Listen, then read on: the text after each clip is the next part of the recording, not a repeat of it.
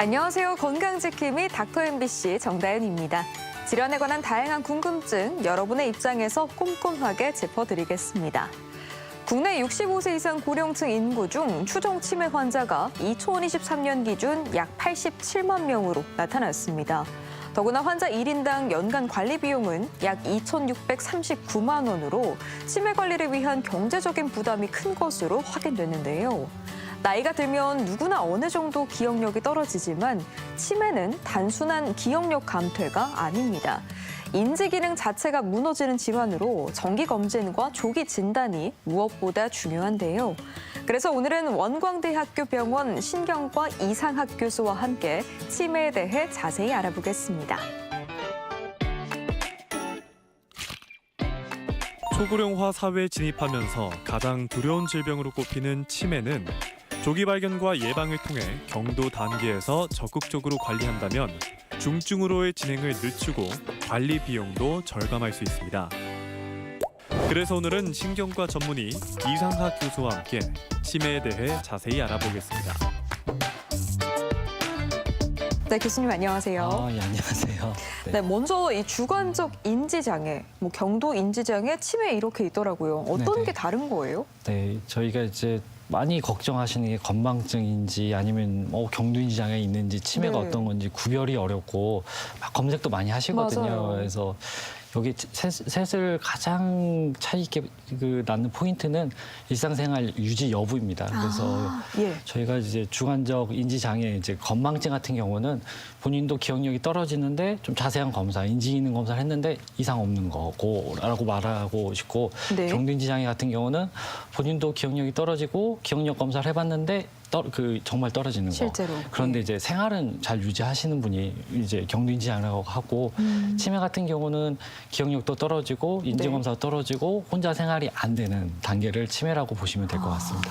그렇군요. 이 증상의 정도가 조금씩 다르네요. 네네. 그렇다면 요즘에 경도 인지장애와 치매 얼마나 흔한지도 좀 궁금해요.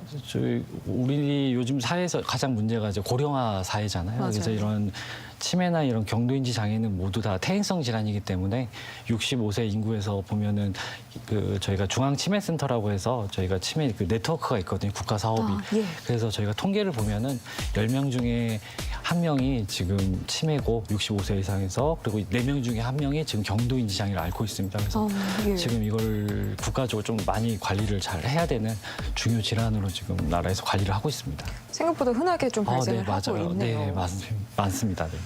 이제 정말 다른 사람의 이야기가 아닌 것 같은데 치매는 정확히 어떤 상태를 말하는 건가요? 이게 우리가 이제 태어나서 이렇게 아이 때 보면은 막 잠을 자고 식사도 자꾸 먹고 그러다 보면은 아기가 걷고 그리고 인지가 좋아지고 가잖아요. 반대가 됩니다. 저희가 예. 뇌도 여러 가지 원인에 의해서 뇌가 이제 손상이 오면서 점점 기능이 떨어져서 이제 그래서 고령 환자에서 점점 기억력이 떨어지고 뇌세포가 죽으니까 이제 운동 기능도 떨어지고 눕게 되고. 그래서 치매가 있으면은 혼자서 생활할 수 없고 옆에서 많이 도와줘야 되고 그동안 했던 일상생활들이 이게 무너지는 상태가 치매라고 보시면 될 것 같습니다. 그러면 뇌 기능이 전반적으로 떨어져서 좀 일상생활에 문제가 생기는 네, 맞습니다. 이런 네네. 순서로 보면 될 것 같은데 네네. 치매가 어떻게 생기게 되는 건지 그 원인도 좀 궁금합니다. 맞아요. 저희가 이제 원래 치매라는 용어가 되게 부정적이거든요. 이게 되게 근데 이 용어를 저희가 대한치매학회에서 바꾸려고 여러 노력을 했는데 워낙 각인이 돼서 못 바꿨거든요. 그래서 치매는 원래 진단이 아니거든요. 근데 예. TV에서 말하는 치매의 대부분은 가장 많은 원인이 알츠하이머 병이라고 보시면 되고, 네. 알츠하이머 병 같은 경우는 머릿속에 이제 독성 물질, 아밀로이드 타우라는 물질이 계속 쌓이면서 머리가 망가지는 병입니다.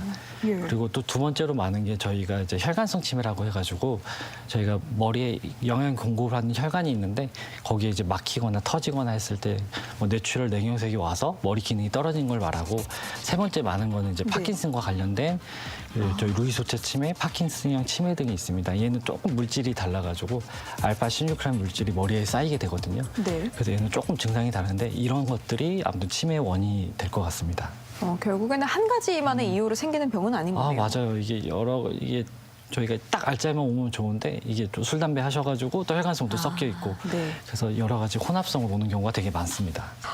만약에 이제 또 부모님이 치매 질환을 겪은 후에 혹시나 유전이 되지 않을까 네네. 걱정하시는 분들도 좀 많을 것 같아요. 네. 치매도 유전의 영향을 받나요? 네, 제가 뭐 어제도 진료를 하고 계속 진료를 하고 있는데 오시면은 이제 이렇게 어머니, 아버님이 치매시고 꼭 이제 보호자가 오시잖아요. 그래서 저한테 맞아요. 꼭 물어보는 게 저도 걱정이 됩니다. 어떻게 해야 되나요? 이렇게 물어보시거든요. 네. 그런데 이제 대부분의 아까 치매는 아까 알츠하이머 병이라고 했잖아요. 예. 그리고 두 번째가 혈관성 치매인데 둘 다 유전이 거의 없고 그래서 그래요? 너무 걱정 안 하셔도 되고 진짜 유전이 되는 특별한 그 치매는 그게 65세, 막 50세 미만 이렇게 오기 때문에 거의 유전은 1% 미만 여기이기 때문에 꼭 그렇지는 않습니다. 그래서 유전 뭐 부모님이 알츠하이머가 네. 있다고 해서 나도 꼭 유전이 되는 건 아니니까 걱정 안 하셔도 되고 계속 했던 이야기지만 생활 습관이 훨씬 중요하기 때문에 그래요. 그 걱정보다는 열심히 다 나가서 뭐 뛰는 게 훨씬 나을 것 같습니다.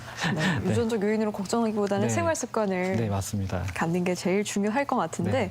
보통 저희가 음주도 좀 치매에 영향을 많이 미친다고 네네. 하잖아요. 네네. 실제로 그래요? 네, 맞아요. 이게 저희가 이제 뭐 드라마나 이런 거, 뭐 유튜브 같은 거 보면은 네. 막 오늘 하루 일하고 확 집에 와서 너무 힘들다 해서 맥주 한 캔 딱 먹으면은 뭐 나를 위한 보상 같지만 머리를 망가뜨리는 원인 중에 하나가 그래요? 꾸준히 음주를 하면은 네. 그 알코올이 머리를 자꾸 공격을 해서 아까 알츠하이머는 아밀로이드가 머리를 망가뜨리잖아요. 이게 네. 술이 알코올이 머리를 쪼그라뜨립니다. 그래서 특히 술 네. 먹으면 필름 끊긴 분 있잖아요. 맞아요. 되게 안 좋은 신호거든요. 그런 분은 그래요? 계속 머리가 손상이 오는 거기 때문에 똑같아요. 그래서 그냥 나이가 들어서 독성 물질 쌓이는 것처럼 술을 계속 먹으면 이런 알코올이 머리를 계속 위축이 오고 나중에는 그게 심해지면 치매 상태로 갈 수 있습니다. 예, 알겠습니다. 머리를 크게 다치는 경우에는 치매가 생길 수도 있나요? 네, 맞아요.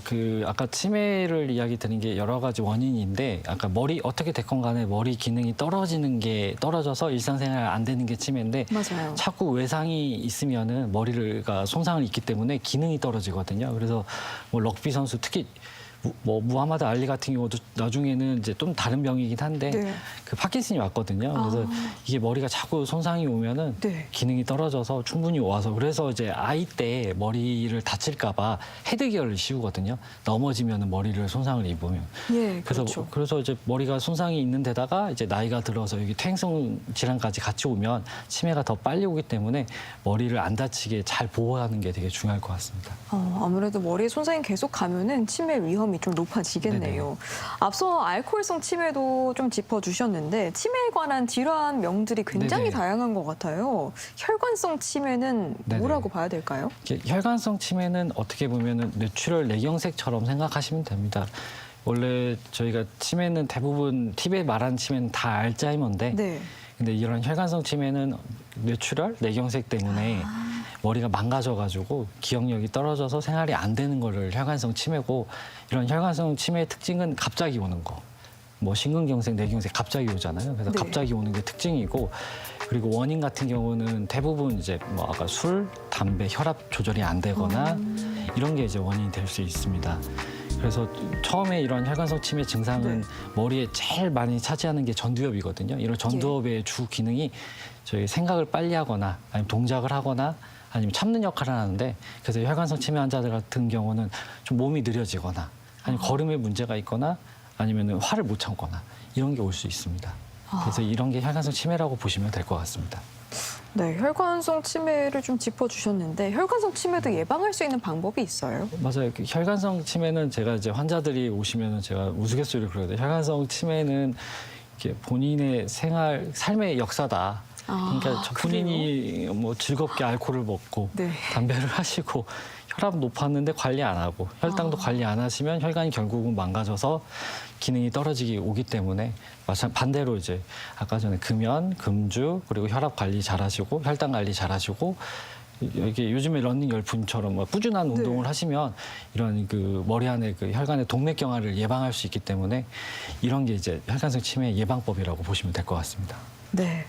예방법을 좀 짚어주셨는데 혈관성 치매 치료 방법도 궁금해요. 네, 혈관성 치매 치료는 왔을 때는 뇌가 손상이 왔기 때문에 이걸 막을 수는 없거든요. 네. 이거 중추신경이라 어떻게 막을 수는 없는데 그래도 혈관을 최대한 개통을 해서 아까 뇌가 다 죽는 걸 막기 위해서 저희가 혈전약도 쓰고 혈압 관리, 혈압 조절도 하고 당 조절도 하고 고지혈증이 있으면 그것도 낮춥니다. 그래서 이렇게 동맥경화 예방을 하고 그러고 도움이 되는 건 아까 전에 생활 습관도 도움이 되고 네. 마지막으로 조금 더 도움이 되는 게 이제 기억력 약들이 있거든요.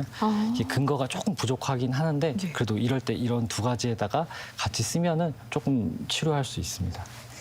네, 그럼 다음은 이름이 조금 낯선데 루이소체 치매에 대해서 알아보겠습니다. 어떤 질환인가요? 이 루이소체 치매가 의외로 많습니다. 이게 그래요? 의외로 많고 예전에 유명한 배우 중에 보면은 로빈 윌리엄스라고 해가지고 네. 배우가 있었는데 이분이 안타깝게 사망하셨거든요. 나쁜 선택을 해서. 근데 이분이 평소 기억력이 떨어지고 술을 드시고 해서 알츠하이머로 진단을 받았는데 예. 그래서 나중에 막 우울증도 심하고 몸도 붓고 그래서 나중에 보니까 사망 후에 이제 부검을 해보니까 네. 이제 루이소체 치매가 알고 나왔거든요. 보니. 네. 근데 이 루이소체 치매는 이 알파-16혈 물질이 머리에 쌓여가지고 루이 바디를 형성해서 주로 이제 시야랑 그리고 몸에 이제 운동 기능에 쌓이게 됩니다. 머리 안에. 그래서 처음 나타나는 증상이 헛것을 보고 그래서 네. 헛것을 보고 두 번째가 몸이 붓고 그리고 이제 잠꼬대도 심하고 그리고 어느 날에는 기분이 막 몸이 좋았다가 어느 날에는 몸이 붓고 이런 식으로 이제 변화하는 게 루이소체 치매고 되게 이제 어려운 게 아까 전에 헛것을 보고 막 이상하면은 이제 정신건강의학과에서 치료를 받거든요. 그렇죠. 네, 그런 경우도 있고 아까 또 몸이 굳어지고 이러면 허리가 나쁜 줄 알고 또 정형외과 치료를 받고 그래서 진단이 늦어지고 하는 경우도 많고 그렇습니다. 근데 아까 말씀드린 이런 특별한 특징이 있기 때문에 조금 의심이 되시면은 이제 상담을 해서 치료를 하시면은 그래도 많이 좋아질 수 있습니다. 네. 네, 정말 복합적인 증상들이 좀 네네. 나타나는데 그러면 이 루이소체 치매는 이런 증상들이 있으면 네. 진단이 되는 건가요? 네. 진단이 있으면 되는데 이게 다 될 것 같거든요. 그래서 예. 딱 뭐 저희 환자 같은 경우도 딱 이야기하시는데 제가 잠꼬대도 많고 어느 날 좀 몸이 좋았다 안 좋았다 하고 이렇게 다 자기가 맞는 것 같은데 꼭 그렇죠. 그렇지는 그렇게 듣다 않고 보면, 네. 또 알츠하이머 병도 이제 좀 시간이 지나면 헛거 보이거든요. 그래서 구별이 좀 어렵지만 그래도 이게 환자의 특징적인 게 있어서 그래서 자가로 하는 것보다 이렇게 상담을 먼저 해보시고 그리고 아까 그 진단이 도움이 되는 검사가 있거든요. 그게 뭐 걸까요? 저희가 네. 그 FDG 펫이라고 해가지고 주로 이제 루이소체 치매가 저희 축두엽하고 후두엽에 머리가 손상이 오기 때문에 이 기능이 떨어지거든요. 그래서 이 펫을 찍으면 기능을 볼 수 있고 두 번째가 이게 몸이 굳는 게 이제 파킨슨 같은 원인 물질이어가지고 몸이 굳어서 이게 이제 CIT 펫이라고 해서 파킨슨이 있나 없나 펫을 통해서 할 수도 있고 또 심장 쪽으로 해가지고 자율신경계 검사를 해보면 또 알 수 있거든요. 그래서 이런 검사를 토대로 종합적으로 진단을 할 수 있습니다. 네. 다양한 검사를 토대로 좀 진단을 할 수 있는데 루이소체 치매 치료는 어떻게 이루어질까요? 루이소체 치매는 이게 다각적으로 이루어져야 되거든요. 그래서 아까 전에 기억력이 떨어지고 이런 거는 이제 원인이 아세틸콜린 에스터레이즈 이니비터를 쓰면은 이런 기억력 전달 물질이 좀 올라가거든요. 그래서 이런 네. 치료약을 쓰고 근데 헛것을 보거든요. 이런 예. 헛것을 보면은 이게 되게 괴롭고 무섭기 맞아요. 때문에 네. 항정신병 약을 쓸 수 있는데 이 항정신병 약을 잘못 쓰면 몸이 더 안 움직여지기 때문에 되게 조심히 선택을 해야 되고 그리고 마지막 몸이 굳는 거는 저희가 이제 파킨슨 약인 도파민을 쓰면은 훨씬 몸이 편해지고 하는데 이게 또 단점은 헛것을 또 보게 되거든요. 그래서 이 세 약을 잘 조합을 해야 됩니다. 그래서 환자의 맞춤형으로 꼭 그 양복 맞추는 것처럼 환자의 증상과 이런 걸 해서 어느 정도 수준인지 맞춰가지고 조절하는 게 이 병의 특징이라고 보시면 됩니다. 네. 네.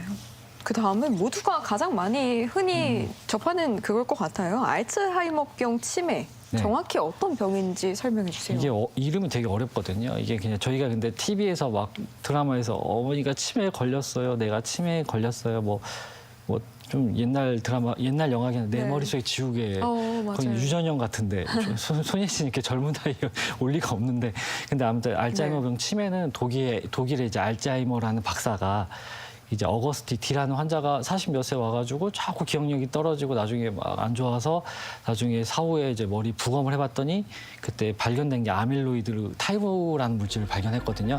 그래서 이제 이 사람 이름을 따서 알츠하이머 병이다. 그래서 이게 있으면 머리가 이제 손상이 오는 병이고 이게 서서히 이제 아밀로이드가 쌓이면서 세포를 막 죽이고 그러면 이제 세포 안에서 이제 그 저희 기둥 역할을 하는 타우가 인산화되면서 무너지고 그러면서 이제 세포들이 막 죽으면서 머리가 쪼그라드는 게 이제 알츠하이머 병이라고 보시면 되고 처음에는 주로 이제 해마 쪽으로 많이 쪼그라들기 때문에 그래서 기억이 입력이 안 되고 조금 진행이 되면은 판단력도 떨어지고 참을 수 없고 그리고 이제 또 머리 기능이 더 쪼그라들면 그때 뭐 길 찾는 것도 어렵고 나중에 마지막으로는 운동 기능까지 쪼그라들면 그때 이제 걷는 것도 힘들어서 누워 계시게 되고 네. 삼키는 게 안 돼서 대부분 많이 돌아가시는 병이라고 보시면 될 것 같습니다. 그러면 가장 흔한 형태의 퇴행성 치매로 보면 되겠네요. 아, 예, 대부분 한 60~70%가 알츠하이머 병으로 생각하시면 될 것 같습니다. 아, 그렇군요. 네네. 그러면 이 알츠하이머병도 좀 어떻게 진단이 이루어지는지도 궁금합니다. 예전에 아까 전에 그 어거스트 D 할 때는 저 부검해서 했거든요. 근데 예. 요즘에는 진단 기준도 많이 바뀌고 그 진단 도구도 발달돼서 그 아밀로이드를 내척수색 검사랑 그리고 요즘에 그 디지털 펫이 좋고 거기에 AI라고 해가지고 거기다가 전복을 해가지고 이 아밀로이드를 직접 측정할 수 있습니다. 예. 그래서 요즘에 아밀로이드가 어느 정도 수치인지 측정이 가능하고 그리고 MRI를 찍어서 머리 위층이 어느 정도 보고 마지막으로 이제 기억력 검사를 해서 어느 정도 지금 뭐 수준인지 보고 그리고 저희가 타우라는 물질도 최근에 그 내척색 검사나 혈액 그리고 펫으로도 확인할 수 있습니다. 결국에도 다양한 네네. 검사를 통해서 좀 진단이 이루어질 것 같은데 알츠하이머병 치료도 네. 좀 어떻게 이루어지는지 설명 부탁드려요. 맞아요. 예전에 이제 80년대는 이제 알츠하이머 병하고 정상인 환자들 그 사후에 이제 뇌에 이제 물질을 비교해봤더니 알츠하이머병 환자가 아세틸콜린이라는 전달 물질이 적어서 그거를 분해를 막아주는 치료제가 나왔거든요. 그래서 네. 그 치료제를 쭉 쓰고 그 뒤에는 이제 약이 없었습니다. 약이 그거를 이제 없었다가 최근에 이런 진단 도구가 발달돼서 아밀로이드랑 타우라는 물질의 수치를 직접 재니까 이거를 치료할 수 있는 이제 면역 치료제가 나왔습니다. 그래서 주사를 맞고 하면은 이 직접적으로 이 아밀로이드를 빼주고 빠지면서 타우도 이제 감소하게 되고 예. 그래서 이거는 이제 저희는 우리나라는 1년 전에 이제 이게 식약처 승인이 돼가지고 지금 국내 한 2,000명 정도 맞고 있고요. 뭐 도나네밥, 레카네밥 이런 약들이 지금 시중에 나와서 지금 사용하고 있습니다. 네. 최근 또 등장한 면역 주사 치료제가 있잖아요. 네네. 이거는 어떤 거예요? 아까 그 말씀드린 것처럼 이게 알츠하이머 원인은 결국은 아밀로이드가 쌓여서 머리가 망가지는 건데 네. 그 전에 약들은 남은 뇌에서 어떻게든 머리 기능을 올리는 약이었거든요. 예. 그래서 뭐 근본 치료는 안 되고 그 기능을 최대한 늦추는 약이었는데 이제 근본 치료를 하겠다 해가지고 이런 면역 치료제가 나오게 된 거고 네. 그래서 이 면역 치료를 맞으면은 실질적인 아밀로이드를 빼게 됩니다.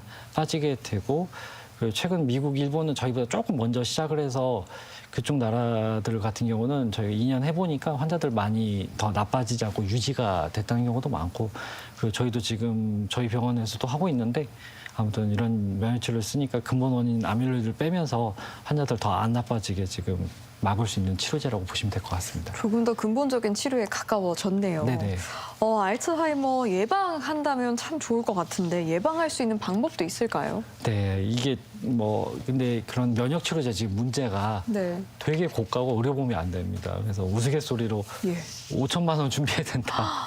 우스갯소리로 네. 이야기를 하고 있고 근데 진짜 그런 환자들 같은 경우는 되게 그 좀 젊은 나이에 알츠하이머 같은 병 같은 환자들은 되게 정말 급하고 이러기 때문에 막 큰 돈을 쓰면서도 지금 치료를 하고 있잖아요. 근데 그렇죠. 이제 저희가 다 할 수는 없으니까 예방 습관 제일 좋은 게 1번이 이제 충분한 수면을 하면은 저희가 잘 때 이게 그 림파틱스라고 해가지고 저희 여기서 이제 다 빠집니다.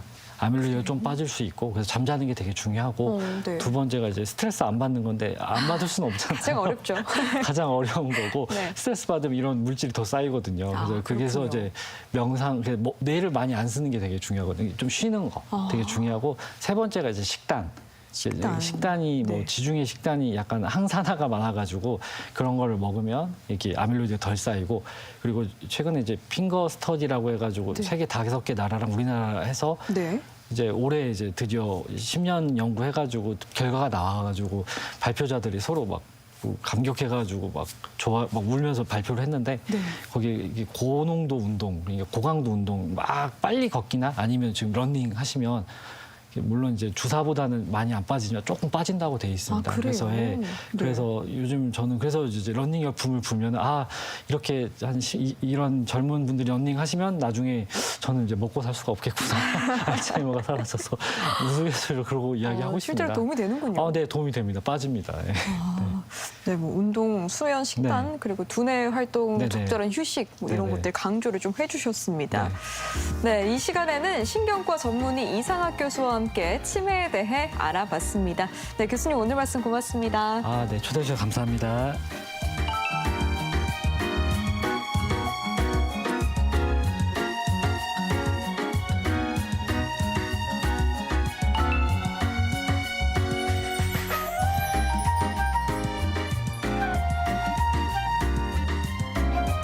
네, 겨울철에는 외부 활동이 줄어들면서 체중이 쉽게 늘고 추운 날씨로 인해 심근경색 환자들이 급증하고 있습니다. 더구나 각종 연말 모임이 겹치면서 기름지고 짠 음식 섭취의 증가로 혈관의 부담뿐 아니라 심장 혈관에 나쁜 영향을 미칠 수 있습니다. 그래서 심근경색을 예방하기 위해서는 무엇보다 혈압, 혈당, 콜레스테롤 같은 기본 수치들은 정기적으로 확인하고 금연과 절주, 적정 체중 유지가 가장 중요하겠습니다. 겨울철에는 기름지고 짠 음식 대신에 채소와 과일, 생선 중심의 식사를 하는 것이 심근경색을 예방하는 방법입니다. 그리고 이 밖에 건강과 관련해 궁금증이 있다면 전주 MBC 홈페이지에 언제든지 질문 남겨주시기 바랍니다. 닥터 MBC가 여러분의 궁금증을 풀어드리겠습니다. 저희가 준비한 소식은 여기까지고요. 다음 주 이 시간에 다시 찾아뵙겠습니다. 고맙습니다.